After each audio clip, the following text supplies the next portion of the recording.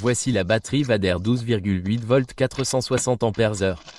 Dans cette vidéo, je vais la déballer et vous expliquer comment je vais l'utiliser. Jetons un œil à la batterie Vader 12,8 volts 460 ampères-heure. Cette chose pèse environ 105 livres. Et en d'autres termes, elle n'est pas légère. Je peux la soulever, mais vous devez vous assurer de ne pas vous faire mal. Mais elle a ses poignées de transport très pratiques ici. Et vous savez, soulevez évidemment avec vos genoux lorsque vous allez la ramasser. Donc, de toute façon, la batterie, je vais en parler un peu ici. Laissez-moi l'incliner juste pour que vous puissiez y jeter un œil. Je vais en parler un peu. Je ne vais pas la démonter parce qu'il est écrit ici, ne la démontez pas. Donc, juste au dos, il y a un avertissement. Ne la démontez pas. Donc, j'ai entendu parler de personnes qui le démontent pour regarder à l'intérieur.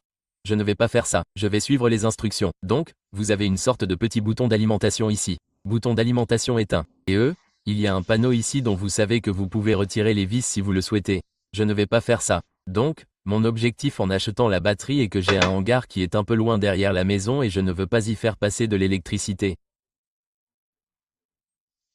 Cela va alimenter mon hangar. Je vais installer des lumières, mettre des prises, des choses comme ça. Mais laissez-moi vous donner quelques détails à ce sujet et ensuite nous allons faire un petit test dessus. Donc, la batterie elle-même est de 12,8 volts, 460 ampères-heure. La tension de charge est de 14,2 à 14,6.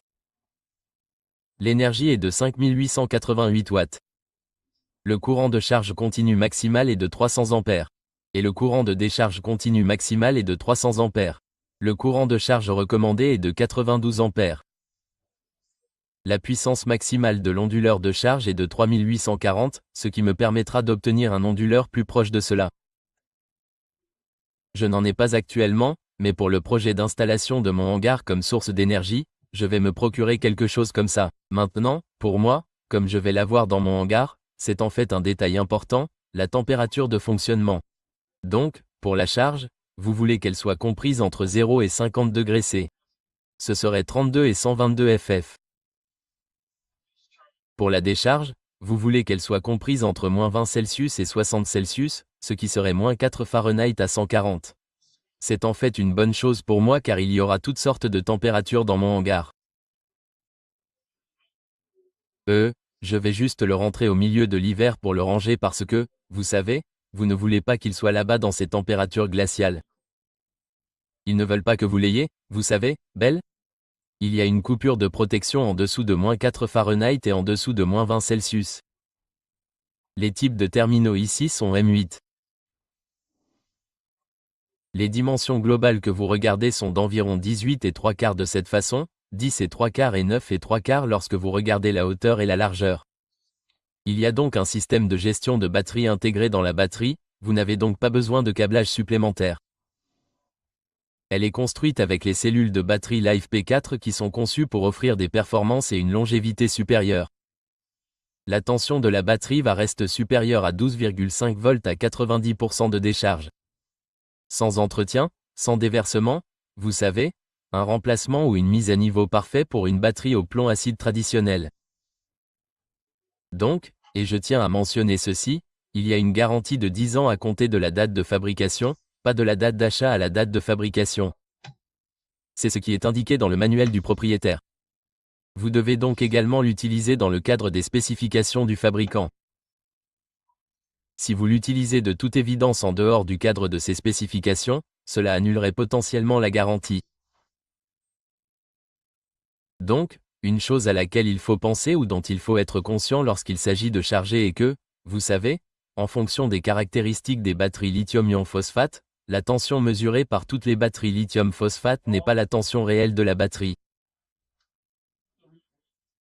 Par conséquent, après avoir chargé et déchargé la batterie de la source d'alimentation, la tension de la batterie va progressivement chuter jusqu'à sa tension réelle.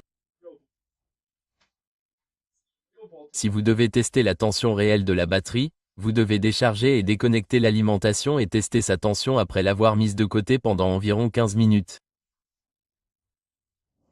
Donc, lorsque vous la stockez, vous voulez vraiment qu'elle soit à une température ambiante idéale pour le stockage. Vous ne voulez pas qu'il soit vraiment froid ou trop chaud. Il recommande de le stocker dans une boîte ignifuge et hors de portée des enfants. Donc, une recommandation qu'ils font est que si vous allez le stocker pendant un certain temps, vous savez, gardez-le à environ 50% de charge, mais donnez-lui ensuite un peu de charge environ tous les 3 mois si vous ne l'utilisez pas pendant une longue période. Bon, tout ce discours, je commence à avoir un peu soif. Et je les enlève parce que mes pinces d'onduleur ne rentrent pas dans ce petit port. Donc, il suffit de retirer ces 2 vis. Maintenant, c'est un onduleur de 750 watts que j'ai récupéré il y a quelque temps juste pour un projet que je faisais. Mais, j'ai une petite cafetière juste ici. Je vais voir si je peux me préparer un peu de café avec cette chose. Je veux dire, allez. J'ai soif par ici.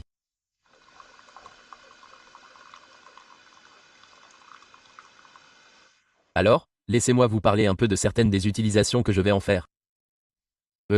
En ce moment, il fait trop froid dehors pour aller monter mon projet. Je vais câbler mon hangar avec des prises électriques et des lumières, des interrupteurs et tout ça. Je vais utiliser ça comme source d'énergie et je vais installer des panneaux solaires pour le charger et le recharger pour le garder chargé. Mais je vais faire fonctionner des lumières, probablement des perceuses, des choses comme ça. Vous pourriez l'utiliser comme dans un camping-car pour faire fonctionner votre, vous savez, votre micro-ondes, des choses comme ça. Je sais que les gens font fonctionner leur climatiseur avec. Vous pouvez également les mettre en série. Donc, si vous en aviez 4, vous pourriez les mettre en série pour avoir une durée de vie de la batterie plus longue pour alimenter toutes vos affaires. Donc, c'est comme une situation idéale pour vos camping-cars, mais aussi pour vos projets anormaux. Pour moi, j'ai un hangar à l'arrière, à environ 100 mètres de la maison. Je n'ai pas de bon moyen d'y faire passer l'électricité. Je vais donc utiliser cela pour tout alimenter. Vous pourriez, vous savez, mettre quelque chose comme ça dans un atelier, sinon c'est vraiment ce que je veux dire. Mais le point est de savoir quand voudriez-vous utiliser cela? Ce sont les types de projets si vous partez en camping et que vous vous inquiétez de ne pas avoir beaucoup d'électricité.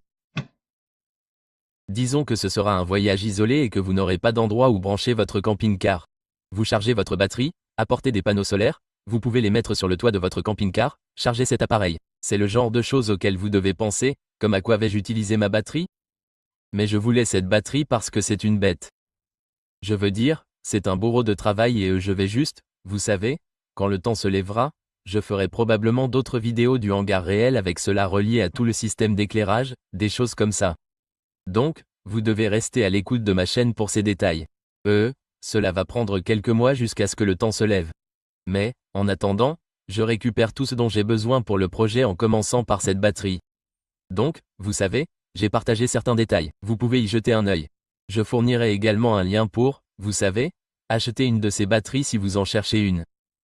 Mais ce sont les détails généraux, j'espère que vous y jetterez un œil. Et si c'est quelque chose que vous envisagez, ce type de batterie est vraiment, c'est un bourreau de travail. Et, vous savez, elle est livrée avec les poignées de transport. Mais, vous savez ce que je vais faire en fait? J'ai un petit chariot à main que vous pouvez simplement glisser juste en dessous et le faire rouler. Cela va faciliter les choses. Gardez à l'esprit qu'il s'agit d'une batterie lourde. Je veux dire, 105 livres, 47-12 kg. Donc, voilà quelques détails. Il y a des numéros de téléphone au dos de la batterie. Donc, ici, au dos, vous avez des numéros de téléphone. Vous avez vos avertissements ici. Il y a un code QR au dos pour que vous puissiez obtenir plus d'informations très facilement. Il est livré avec un manuel du propriétaire. Et donc ce sont les choses de base. Restez à l'écoute de ma chaîne pour que vous puissiez voir comment cela se passe pour moi cet été et que je le branche pour alimenter mon hangar. Merci d'avoir regardé cette vidéo. Jusqu'à la prochaine fois, prenez soin de vous et que Dieu vous bénisse.